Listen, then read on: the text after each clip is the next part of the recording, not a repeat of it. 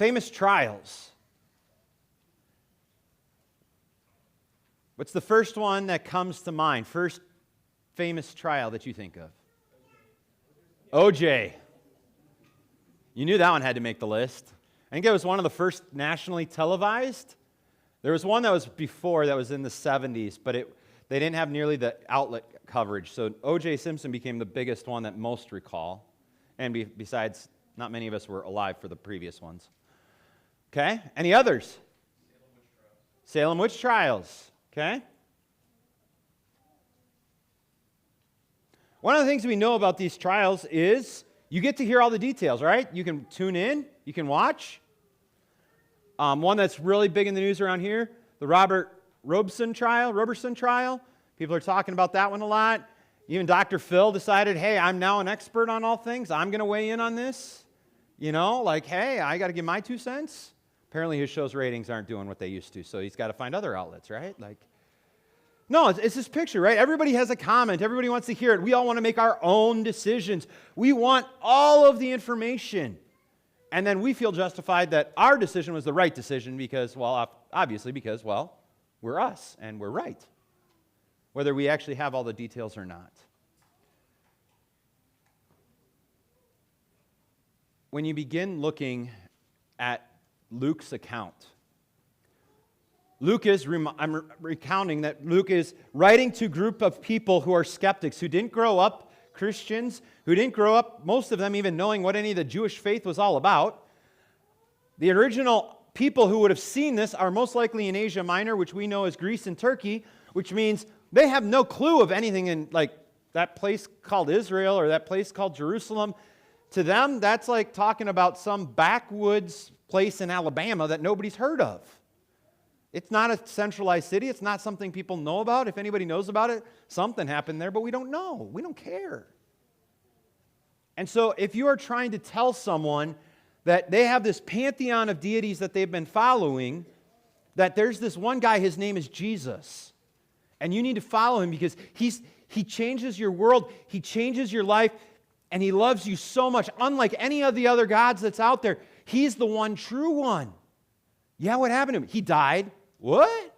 That's not anything in my pantheon of any of these. Oh, yeah, he was killed by the rock. What? He was Why was he crucified? They only crucify the worst of the worst, and they don't even crucify the worst of the worst in the good cities. They only do that in the backwoods towns. You want me to follow that guy? Well, he surely was guilty of something. So now Luke wants us to understand, because the question sits there, was Jesus guilty?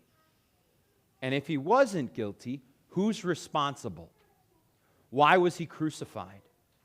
And who is responsible for that crucifixion? Oftentimes, as we walk through this, we see the different people. And maybe you've been a part of a Lenten series, and I've been a part of them, where we look at the people that are all in this, and you might break it apart, and we might ask you, which one are you? So I want you to think about that today. As we walk through this, who's the guilty party, and which one are you mostly closely associated with? Who's responsible? The first people we meet. Now, if you did your homework, who's the first people we meet? I gave you homework. It's even written down in front of you with a pen, and you were supposed to circle it. The first people we meet were the guards. The Jewish guards, the men who were guarding Jesus, began mocking and beating him. They blindfolded him and demanded, prophesy, who hit you? So today, if it's a question, you should see it in red. I think I caught them all. And they said many other insulting things to him. So the Jewish guards, these are the guys who are, one of the guys called them, they're the mall cops. They are the guys who literally only have authority inside the Temple Mount. If they are caught exercising that authority outside the Temple Mount, the Romans can and normally do kill them or imprison them because they are using their authority in the wrong location, outside of their jurisdiction. Within that realm, they are considered the top people. So what are they doing? They are sitting there mocking him. They're beating him, and they're playing the game. Tell us who hit you. If you really are this God guy, tell us about it. Tell us about it. If you're really all that smart, prove it to us. Prove it.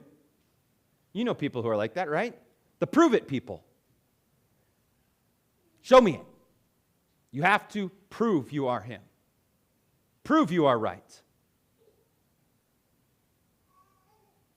He stands silent for them. Doesn't speak.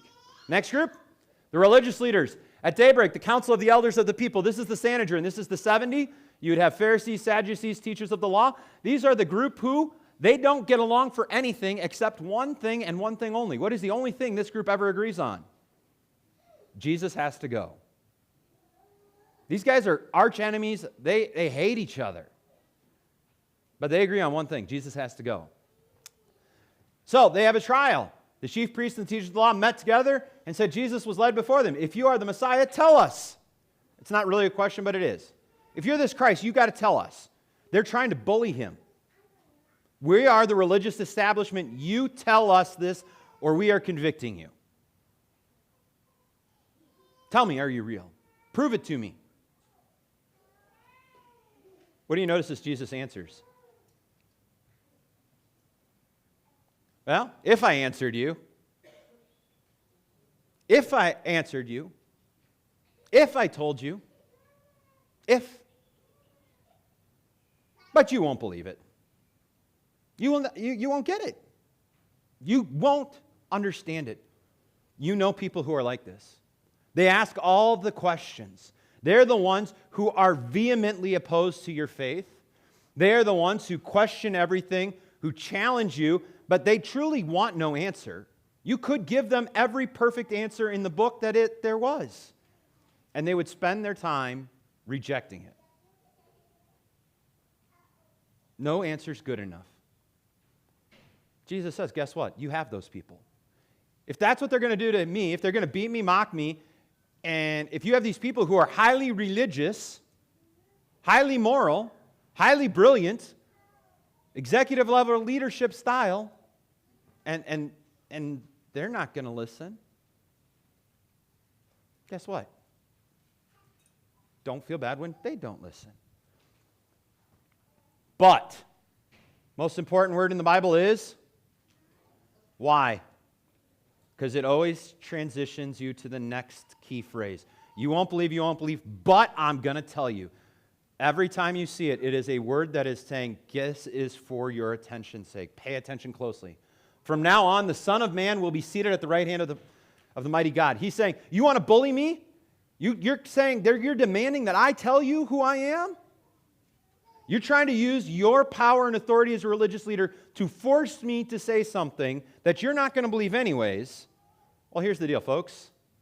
I'm the one who's going to judge you. I sit at God's right hand, the chosen hand, God's promised one. How do you think that went? Well, you know, it's a spoiler alert. They kill him, just in case you hadn't figured it out. They all asked. So no longer are we saying chief priests.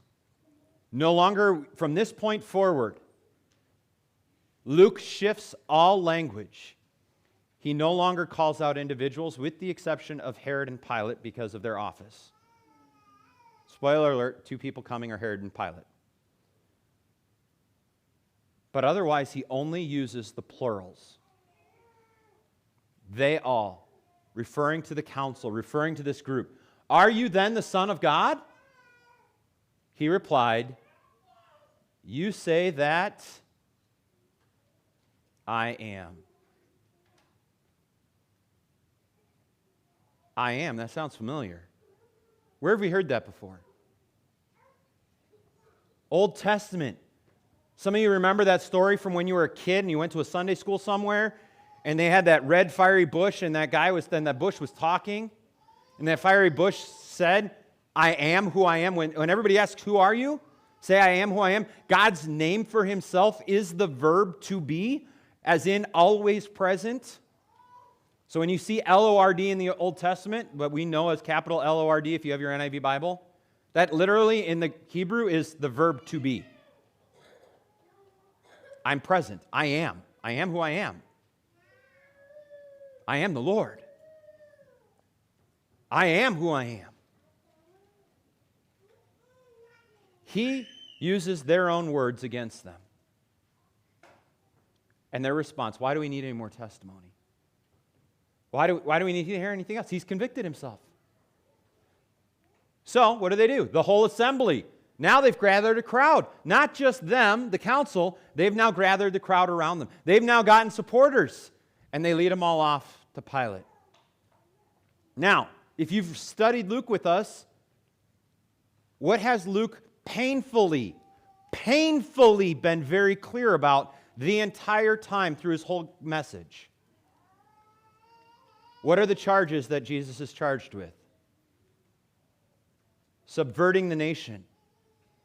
From chapter 1 through 23, every time somebody tries to use him to gain power and authority, what does he do? He deflects it. He rebukes it. He changes it. He says, that's not who I am. He continually tells his disciples, who wants to be great? It is not about what you think is greatness. Right and left is not what you want. Over and over and over and over and over and over again, Luke from the beginning has said, Jesus is not about earthly power. It is not about what you think it's about. Next charge. A payment opposes payment of taxes to Caesar. If you flip back a chapter or two, he is specifically asked during Holy Week with a coin. And what does he say? Give to Caesar what is Caesar's, and give to God what is God's. Caesar wants taxes, pay his taxes, but give God the glory, give God the respect, give God the honor. And the last, he claims to be a Messiah. And what has he shown from the very first chapter of Luke? That you may know with certainty the things that you've been taught.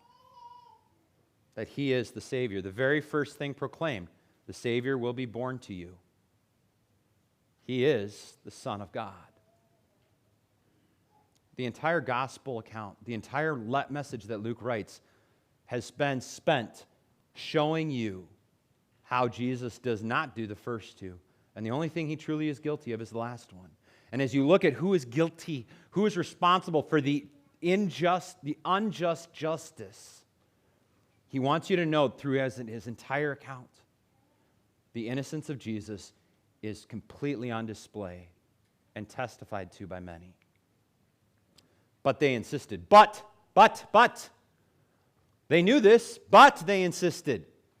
And they stirred up the people. They didn't just leave it themselves. They started gossiping. They started riling everybody up to get on their side. Who is now guilty of subverting the nation? How ironic. The chief priests, the teachers of the law were standing there, vehemently accusing. They now no longer have brought the charges. They now are vehemently. I want you to think about what would it take for someone to vehemently accuse you of something. How would that look today?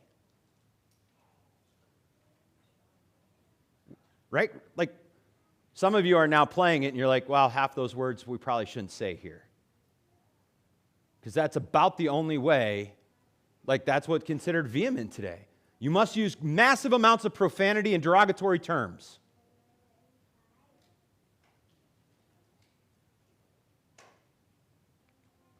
We meet the next individual, Pilate, Roman governor. His job is to keep peace in the region. He has a couple of palaces to live in. His job, he is in charge of a legion, 6,000 plus troops, just to keep Jerusalem under control. They are known for being a cantankerous group of people, so he has at least one, if not two legions at his disposal at any given time, because the Jewish people are known for rebelling. His job is to make sure they don't rebel. If they rebel, it is his life.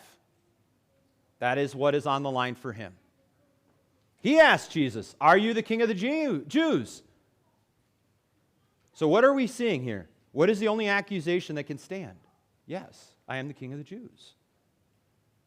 That is the only accusation Luke allows us to see. Luke wants us to know and has proven over and over again Jesus' innocence. But he also shows us over and over and over again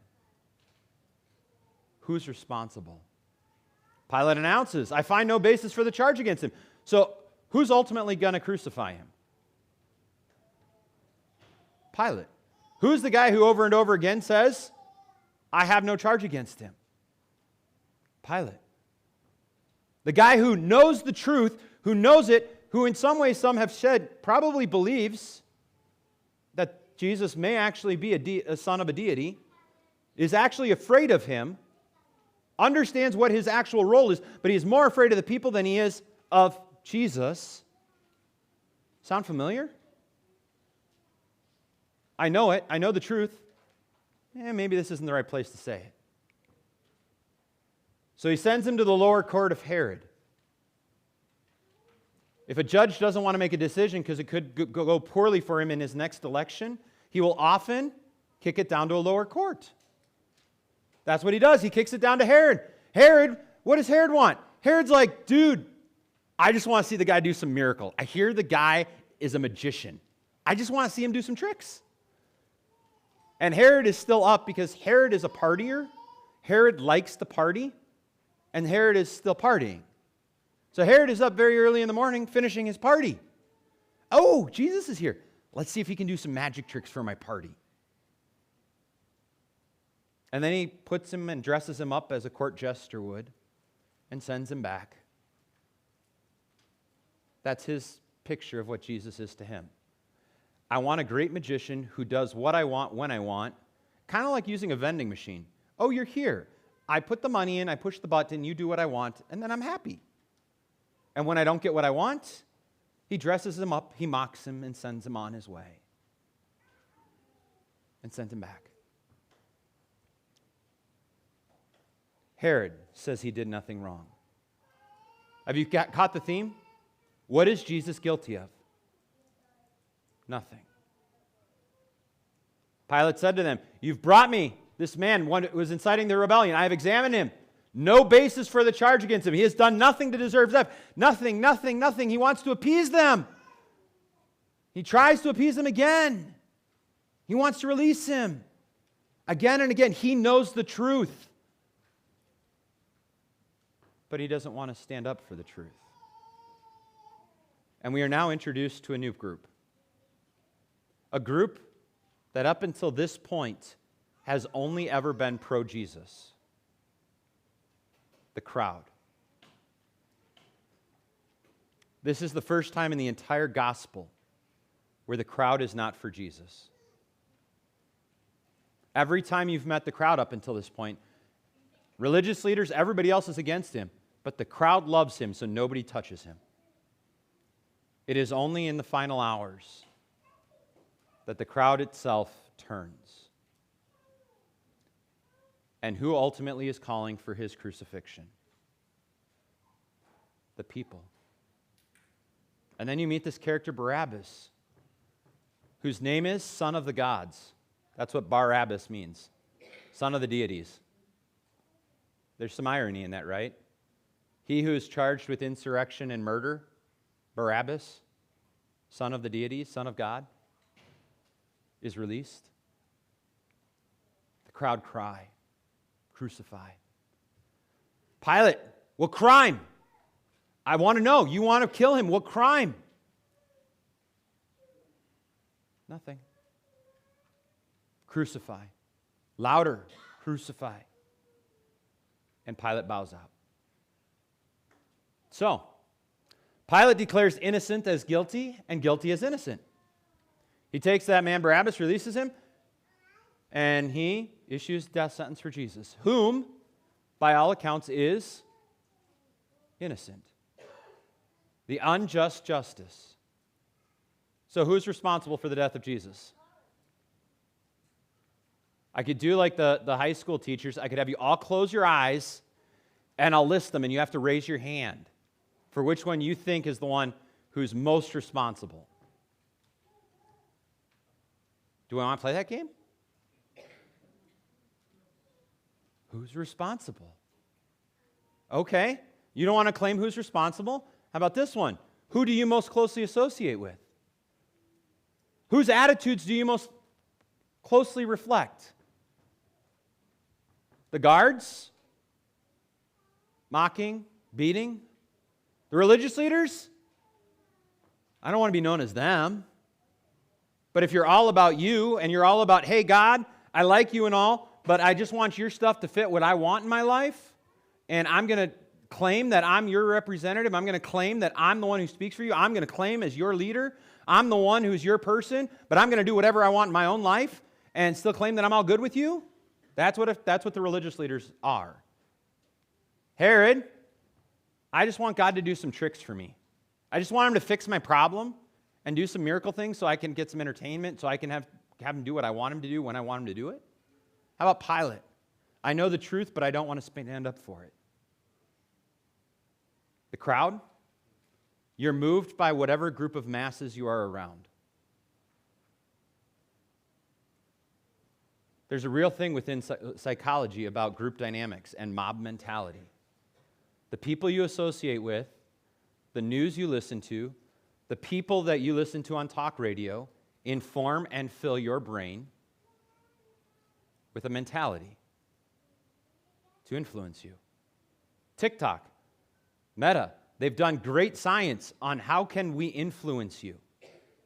How can we play things just the right way to influence you to think in just a right way? Billions of dollars spent to get you to group mentality think. And it's been media forever, not just the new ones. Don't get started. Barabbas, if you only knew what I've done, which one are you? There's a blank there. I am blank. I want you to write in something in the blank. I am blank of those in the unjust trial. Put a name there. Did you put your name in? Here's the answer. You're none of them. You're Theophilus. Did you ever think about that? We go through this whole account and we have this, man, I associate that. You're Theophilus. You're the one to whom this letter is written so that you know why Jesus' death counts for yours. You're Theophilus. Why do I have the certainty that his death counts for mine? That he was truly the perfect Son of God whose death was innocent, and that his innocence is what declares me innocent. And that he took my sins, just like he took Barabbas's, he actually took my sins away. That's the power of this account. That's the power of walking through this trial. Is that we like to sit there and we're like, okay, which one am I? Who's guilty of this? Well, you know who the ultimate guilty party is for killing Jesus? Though we once regarded Christ in this way, we do so no longer. Therefore, if anyone is in Christ, he is a new creation. The old is gone, the new has come. That's where he's declaring you're Theophilus. You aren't part of that. So here's the person who's guilty. Who is guilty for the crucifixion of the Son of God? All this is from God.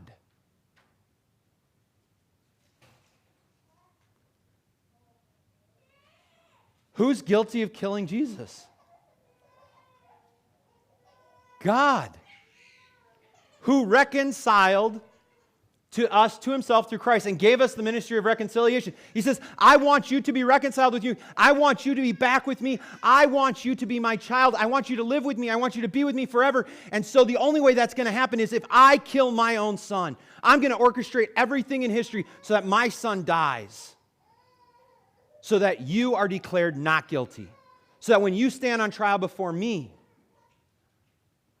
not counting men's sins against them, so that he can look at you and say, I don't count your sin against you. Whether you're a Barabbas, whether you've been a beater-upper of him and a guard, and whether you've been a religious leader, he's like, I don't know, I don't care.